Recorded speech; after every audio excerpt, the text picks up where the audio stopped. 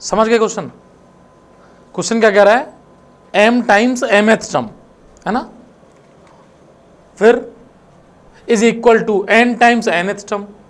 अच्छा मान लो फर्स्ट टर्म a है, कॉमन डिफरेंस d है, तो बेसिकली ये कह रहा है m टाइम्स यानी m into mth term is equal to n into nth term. अब यदि mth टर्म का फॉर्मूला लिख दो तो ये बनेगा a plus m minus 1 into D, और ये m बाहर रहेगा, इसके बराबर आएगा n times a plus n minus 1 into D. इतना गिवन है, पूछ क्या रहा है? m plus nth term 0 prove करवा रहा है, यानी a m प्लस n निकलवाएगा ये, तो लिख लो इसको a प्लस ये हो गया तुम्हारा दिस माइनस 1 इंटू डी, इसकी वैल्यू पूछ रहा है। अच्छा इसको सिंप्लीफाई करते हैं, है क्या ये?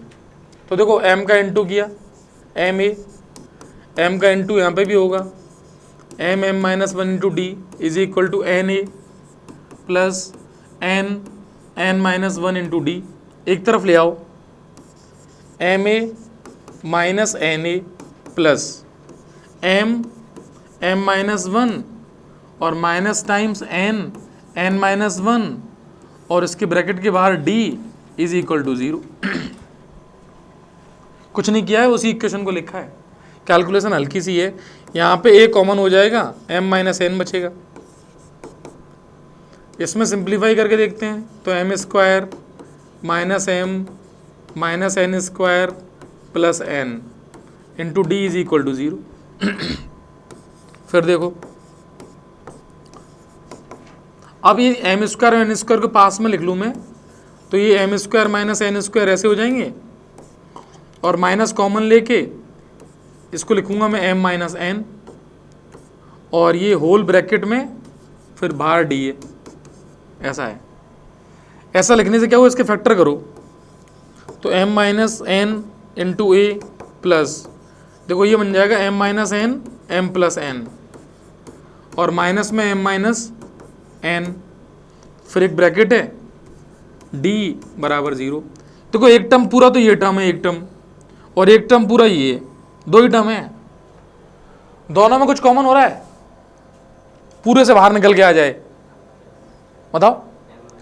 m माइनस n कॉमन हो रहा है, ये ध्यान से देखो, m माइनस n पूरे सिस्टम से बाहर आ जाएगा, यहां बचेगा a, फिर प्लस, देखो इधर देखो a प्लस, यहां बचेगा m plus n, m plus n, और माइनस में यहाँ 1 बचेगा इंटू डी बचेगा बराबर 0। यहाँ से m माइनस n यहाँ से उठा, यहाँ से उठा तो 1 बचा, और ये वो लिख दिया मैंने, सही है। अच्छा क्वेश्चन में m is not equal to n दे रखा है, क्यों दे रखा है ऐसा? वो इसलिए दे रखा है, अब नोट करने के साथ दिमाग भी रखना, ऐसा नोट तो इसमें भी देख लोगे, कुछ दिनों बाद देख लोगे, नहीं तो ये दो प्रोडक्ट 0 हो रहे हैं। अच्छा दो प्रोडक्ट कब 0 हो सकते हैं? आइदर दिस इज 0 और दिस इज 0। ये 0 कब होगा बताओ? जब m is equal to n हो जाए। भाई जब दोनों बराबर होंगे तो m माइनस m 0 हो जाएगा। तो क्वेश्चन में कह रहा है ये 0 नहीं होना चाहिए, मतलब m is not equal to n। तो बताओ इस प्रोडक्ट को 0 होने के लिए किसको 0 होना पड़ेगा? इस वाले नंबर को। तुम्हें समझ में आ रहा है? ये दो नंबर लिखे हैं, एक नंबर इतना है, एक नंबर इतना बड़ा है, और इनका मल्टीप्लाई 0 है। तो दो नंबर का मल्टीप्लाई 0 हो जाए तो आइदर दिस इज 0 और दिस इज 0। ये 0 हो नहीं सकता है, क्वेश्चन ने मना कर रखी है। तो कौन 0 होगा? ये 0 होगा। मतलब तुम 100% कह सकते हो कि ये चीज जो है, ये जो लिखी है, ये बराबर 0 है। और ध्यान से देखो ये क्या लिखा है, ये भाई साहब am प्लस n ही लिखा है। ये हैंस प्रूव्ड हो गया, जो तुम्हें प्रूव करना था वो अपने आप आ गया है। क्वेश्चन क्या कह रहा था? देन प्रूव दैट या सो दैट, सो ही करवा रहा था। तो अपने आप वहां से निकल के क्या आ गया? a plus m plus n minus 1 into D is equal to 0। और ये ध्यान से समझ लो, मैंने यहाँ लिख दिया था पहले ही, m प्लस nth टर्म की वैल्यू होती है, और ये कह रहा था आपको ये शो करना था m प्लस nth टर्म जो है वो 0 है, तो 0 हो गया सामने। देखो मैं एक चीज मानता हूँ कि क्वेश्चन जैसे अब तुमने ऐसे क्वेश्चन नहीं किए हैं तो थोड़ा सा लगता है कि कैसे करेंगे, हाँ होता है, लेकिन प्रैक्टिस धीरे धीरे कुछ देखते रहोगे, एक एक बार क्वेश्चंस करोगे। जैसे शुरू के 3 क्वेश्चन दिए थे मैंने, उनमें तो 1-2 होने चाहिए, एक में कॉमन डिफरेंस ही पूछा था, तो माइनस कर दो यार कॉमन डिफरेंस में। फिर ये नहीं हुआ तो मैं मानता हूँ उसको कि ये नहीं होगा, तो इसके लिए तो फिर हम हैं, फिर ऐसे ही क्वेश्चंस कराने हैं। बात समझ में आई? पीडीएफ वगैरह के लिए हम कह दिया करो, अब तो खाली हो गए, तो फ्री हो ना एकदम, छुट्टी उट्टी है तो घर पे खाली बैठो, मैं तो बैठता नहीं हूँ, जो फ्री धीरे धीरे हो जाओगे। मैं तो फिर भी आज तुम्हारे लिए कुछ कर रहा था, लेकिन ऐसे फ्री नहीं हूँ आने के बाद। समझ में आई बात? बेटा ये क्वेश्चंस लैंग्वेज वाले जरूर हैं, लेकिन तुमने यदि अभी तक के सही क्वेश्चन सही तरीके से कर रखे हैं तो कर ले जाओगे। जैसे तुमने मान लिया कि फर्स्ट टर्म ए है और कॉमन डिफरेंस इसका डी है, एपी का।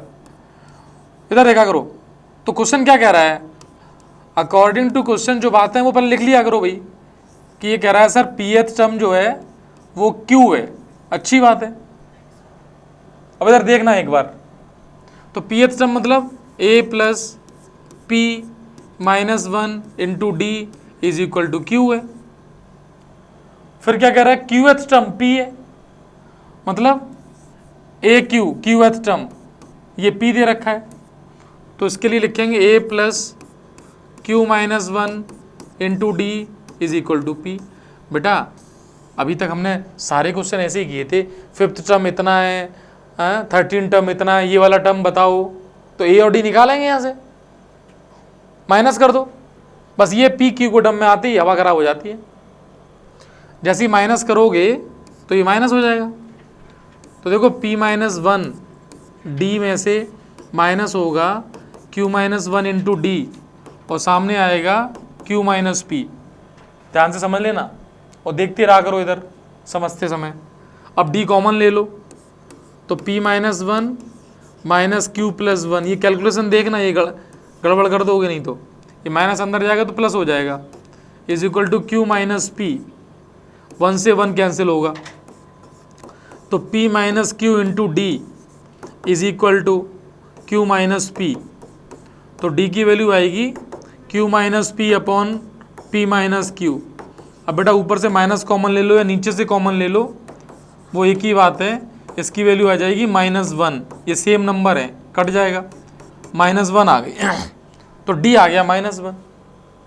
d को उठा के यहाँ रख दो कहीं पे भी, तो d को उठा के इसमें रख दिया, a plus P minus 1, d की value -1 is equal to q. तो यहाँ से a आ जाएगा, ये उधर जाएगा तो प्लस का हो जाएगा, ये आ गया, a आ गया। अब a और d की वैल्यू आ चुकी है, हमसे nth टर्म प्रूव करवा रहे हैं, तो nth टर्म का फॉर्मूला लिख दिया, a plus n minus 1 into d. A की जगह क्या आएगा, ये आ जाएगा, p minus 1 plus q, n की जगह वही आएगा, d की जगह -1 आएगा। इसको सॉल्व कर लो, p minus 1 plus Q minus n plus 1, 1 से 1 कट गया, तो ये आ गया p plus Q minus n। यही तो मैं प्रूव करना था कि nth टर्म जो है वो p plus Q minus n है। हो गया प्रूव। यदि शुरू के क्वेश्चंस याद हो तो मैंने सारे क्वेश्चन ऐसे ही दिए थे, उसमें मैंने बोला था शुरू में कि 3rd टर्म इतना है, 5th टर्म इतना है, 6th टर्म बताओ। अब वो नंबर्स में था तो कर लेते थे हम, मुझे पता था ABCD आते ही काम हो जाएगा, फिर नहीं कर पाओगे।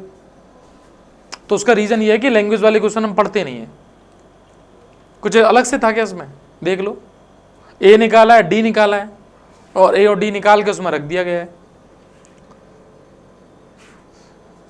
है ना। और एक बात बताएं थोड़ा सा, अब बात तो क्या बताएं, अगला क्वेश्चन ले लो, फिर बात में बात हो जाती है, छोड़ो। अब ध्यान से देखोगे तो ये क्वेश्चन तुम्हें पहले ऐसे ही नजर आना चाहिए। अब किस नजर से देखते हो वो एक अलग बात है। कितने टर्म्स दिए हैं इसमें? 3 दिए हैं, 3 टर्म्स दिए हैं। एक तो पी एथ है जैसे अभी दिया था, एक क्यू एथ है, एक आर एथ है। जैसे 5वां दिया है, 7वां दिया है, 10वां दिया है, ऐसे लिखा हुआ है और उनकी वैल्यू क्या है? A B C. बेटा ऐसे क्वेश्चन चलो एक बार तुम देख सकते हो, ऐसा कुछ नहीं है, मैं दिखा देता हूँ, बुक्स में सब मिल जाएंगे तुम देखोगे तो बताओ, फर्स्ट टर्म ए मान लो और कॉमन डिफरेंस डी मान लो।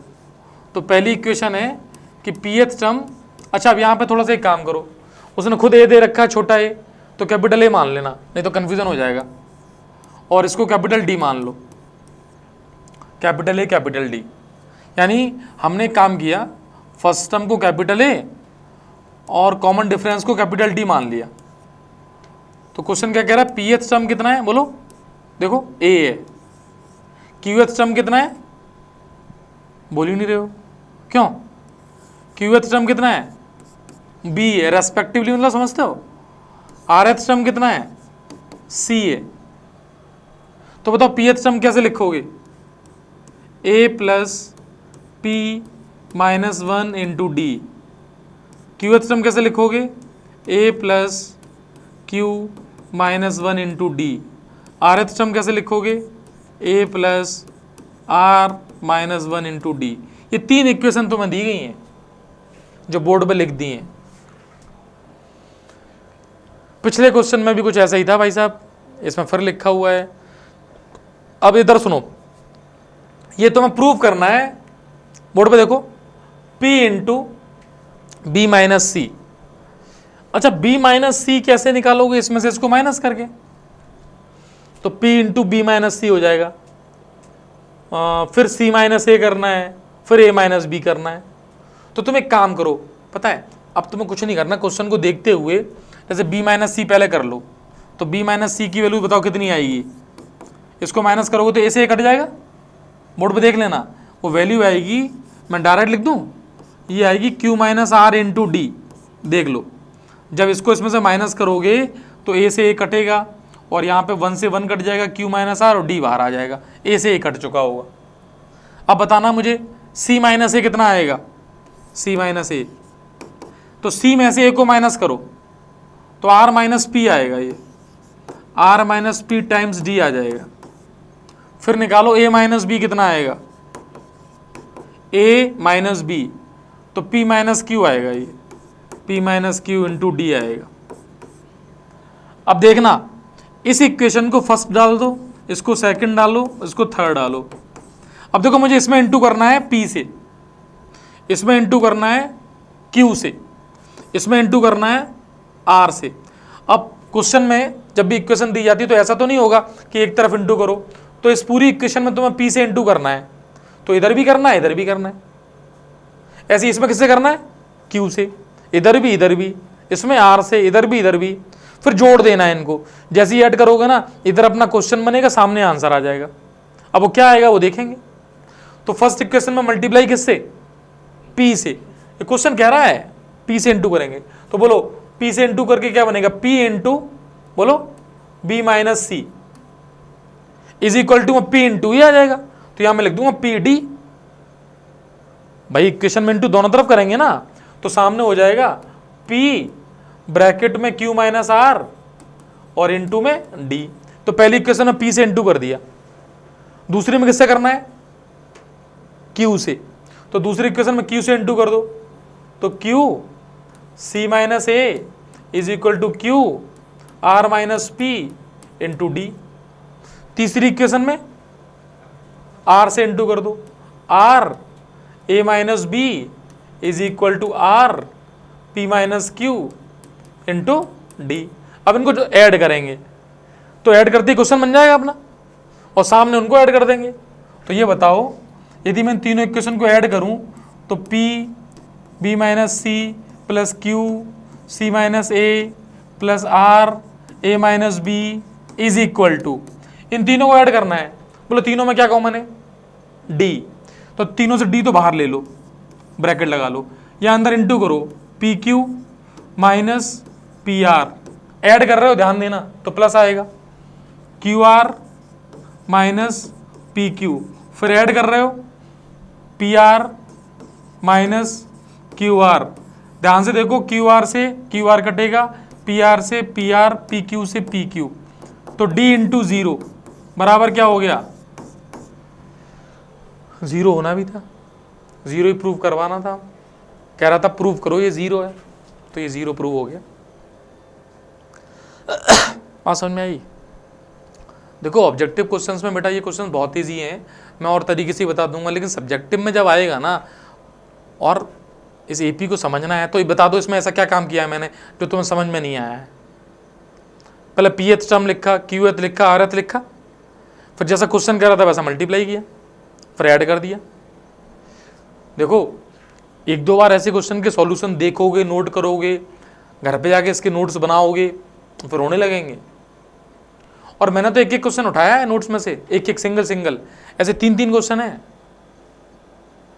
लेकिन इस बार मैंने कहा कि नोट ढंग से बनाता हूँ, एक एक क्वेश्चन लिया मैंने कि एक का एक करो, बाकी तो SW में ले लेना चाहो तो, लेकिन वो एक का एक ही नहीं हो पा रहा है हमसे, SW कहाँ से ले लेंगे?